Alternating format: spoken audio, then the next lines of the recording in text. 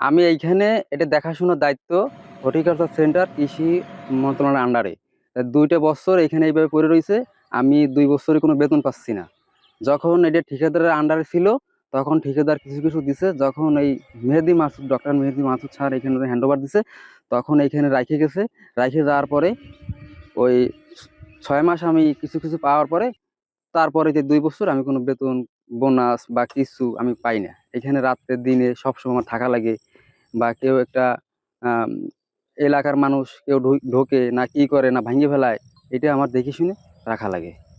এলাকার মানুষ তো জাগা দিছে, যখন জাগা দেয় সরকারে তখন তো একটা অগ্রাধিকার থাকে যে আমাদের একটা কাজ বাজ যদি দেয় সরকার, তাহলে আমরা কর্ম করে খাইতে পারবো বাইরে না যাইয়া। এলাকার মধ্যেই এটাই আমাদের চাওয়া। মানে আমি এইখানে থাকি, আমি একটা আশা ভরসা নিছি যে আমার যদি একটা চাকরি দেয় তাহলে আমার বউ, আমার মা বাপ, আত্মীয় স্বজন এদের নিয়ে থাকবো। আর যাদের জায়গা নিছে তাদের একটা কর্ম ধরাই দিবে এটা চালু হলে। এটা মূলত আমরা যতদূর জানি এটা হর্টিকালচার সেন্টার। হর্টিকালচার সেন্টার মানে হচ্ছে এখানে কৃষকদের সার্বিক যে উন্নয়ন, মানে কৃষি বিষয়ক উন্নয়ন বা ছোট যে গাছের চারাগুলো, মোটামুটি এই বিষয়ে আমরা জানি। কিন্তু এইখানে আপনার এই প্রতিষ্ঠানটা প্রায় ২ থেকে ২.৫ বছর যাবত এইভাবে পড়ে আছে।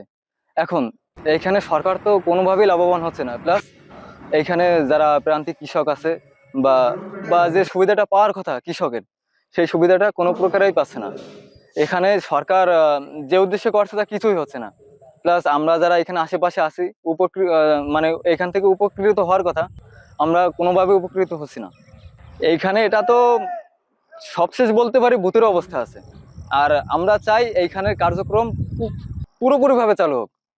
চালু তো নেই, পুরোপুরিভাবে চালু হোক এটার কার্যক্রম। চাই যে এটা চালু হোক, এটার কার্যক্রম চালু হোক। যে আমরা যে সাধারণ জনগণ আছি, আমরা এটা থেকে উপকৃত হই। সংক্ষেপ বলতে আসলে ওখানে যে ২০২৪ সালে বছরব্যাপী ফল উৎপাদনের মাধ্যমে পুষ্টি উন্নয়ন প্রকল্পের আওতায় পিরোজপুর জেলার নাজিরপুর উপজেলার মাটিভাঙ্গা ইউনিয়নে একটি হর্টিকালচার সেন্টার নির্মিত হয় এবং সেই প্রকল্পটা ২০২৫ সালের জুন মাসে ৩০শে জুন সমাপ্ত হয়, যে কারণে হর্টিকালচার সেন্টারটি এখন ওই অবস্থায় আছে। তো সেখানে একজন নিয়োজিত আছে অতিরিক্ত উপপরিচালক এলআর হিসাবে, আমার বাড়ি প্রশাসন উইংয়ে, অর্থ প্রশাসন উইংয়ে।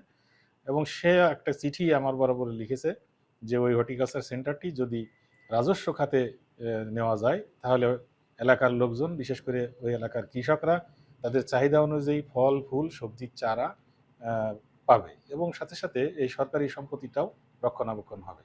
তা আমি মনে করি এটা যদি সেই চিঠিটা আমি আবার ফরওয়ার্ড করে আমাদের ঊর্ধ্বতন কর্মকর্তা বরাবর প্রেরণ করেছি, যদি এই সেন্টারটি রাজস্ব খাতভুক্ত হয় এবং ওখানে যদি আরও জনবল নিয়োগ করা হয় তাহলে এই সেন্টারটি চালু হবে এবং এলাকার জনগণ, বিশেষ করে কৃষকরা